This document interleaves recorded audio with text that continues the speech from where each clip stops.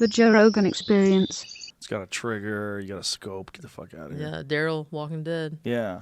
That Walking Dead show's ridiculous. He never runs out of arrows. Right. Never runs out of arrows, and he never gets a pass through. It's been like 60 years. Yeah. He's been in the zombie apocalypse. These zombies Unlimited. are so soft, you could walk up to them, stab them in the skull, and your knife will go through their skull. No problem. Yeah. Try stabbing someone in the skull. That shit's hard. I have never. It bounces off. It's not easy. You go, just try it. It's not easy to. You have to be really fucking strong, and you got to hit a good spot. You got to hit a soft spot like a temple. Yeah. But like he just goes right through him with that stupid arrow, but then it never passes through. Right. Never goes right through. Then he just grabs it. Yeah, and like, he's ready to go again. No problem. Not only that, he doesn't even have like broadheads on it. He's got field tips. Those tips on his arrow, they're like little tiny. They'll make a pencil hole. Like what that is for practice. Right. He's got practice tips on his fucking arrows. He doesn't even have broadheads. There's some holes in these plots. A lot of holes. That show I used to love. I loved that show for the first few seasons. Yeah. It was a great show for like the first 2 or 3 seasons. I watched it up until Rick, the main guy, left. Oh, I didn't get that far. And well, spoiler alert. Yeah, when they killed Glenn, I was like, I'm done. The day they killed Glenn. That was a bummer. It was the way they did it too. It's like, what? And you guys got no respect for your main characters. Smashing his head in. And I saw the dude who played Glenn. I saw him out somewhere. I want to say it was out of UFC. It might have been out of UFC in the crowd. He was somewhere in the crowd, but he looked depressed. Oh, like he was bummed out about his character getting killed that way? I mean, can you imagine if you're on a show and you're one of the big players on the show? I mean, he was one of the main guys. Yeah.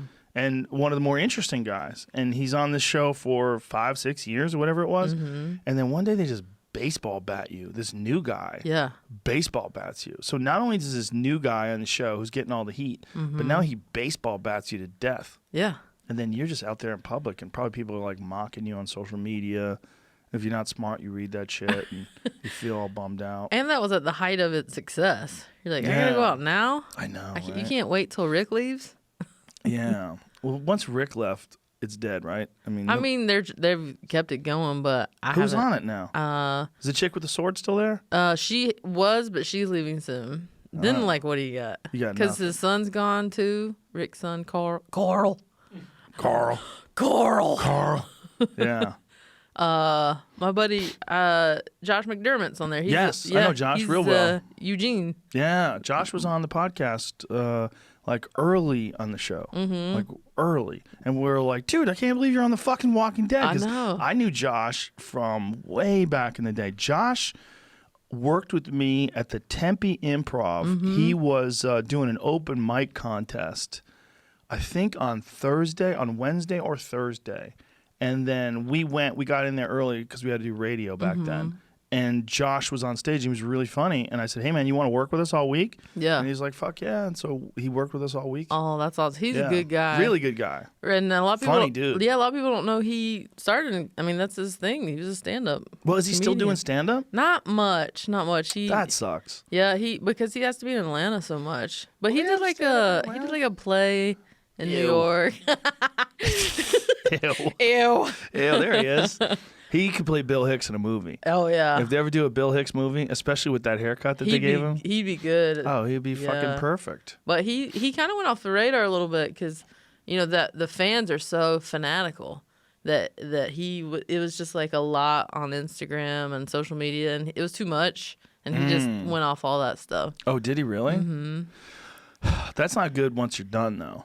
I was like, you might need to come back on. Once you start doing the fucking improv again, you're gonna need that shit. Unless he's just decided he's gonna be an actor now. Yeah, he might, because he really loves the acting. But I remember he couldn't tell anybody that he had gotten the show. Yeah, I remember that too. And suddenly he had a mullet, and we're like, I mean, not that I'm one to like, criticize someone's hair, but I'm like, dude, what are you doing? Yeah, this is before Theo made the mullet cool. He kind of did, but not really.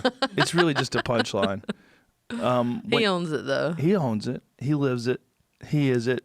He embodies it. Yeah. But it didn't with Josh's mullet, isn't it? The hair is like glued on though, right? It's like some crazy wig thing. They might put some pieces, but he grew it out and dyed it dark. Wow. And then he, I I was at a wedding with him when the announcement came out. Look at him. Look at him. Look at that sexy I think that's bitch. his hair. I don't know about the top part. Yeah, I think they glue a lot in there. they might Looks give, good, give though. him some extensions. He can rock that shit. Look at the upper left-hand corner. That one where your cursor's at. That looks good. That's like a hot dude from the 80s. You know? Like a dude who just pulls up in a Trans Am. That's right.